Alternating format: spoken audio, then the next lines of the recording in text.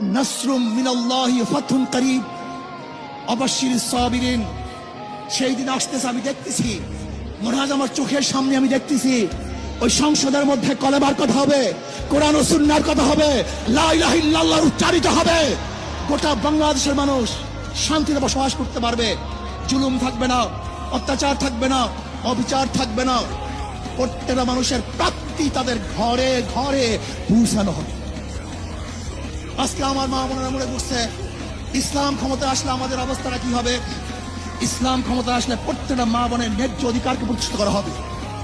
ইসলাম ক্ষমতা আসলে আগামী 5-10 বছরের মধ্যে সমস্ত গরিবরা দরিদ্র সীমার উপরে চলে যাবে।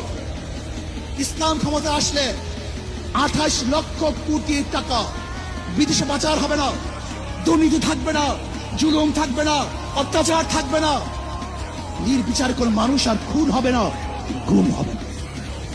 ইসলাম ক্ষমতা আসলে শ্রমিকদেরকে তাদের অধিকার আদায়ের জন্য রাস্তায় নামার কোনো প্রয়োজন হবে না। ইসলাম ক্ষমতা আসলে কৃষক, শ্রমিক, মজদুররা তাদের অধিকারকে প্রতিষ্ঠিত করার জন্য ইসলামী সরকার তাদেরকে নিয়ে কমিটি গঠন করে তাদের প্রাপ্তি তাদের কাছে পৌঁছে দেবে।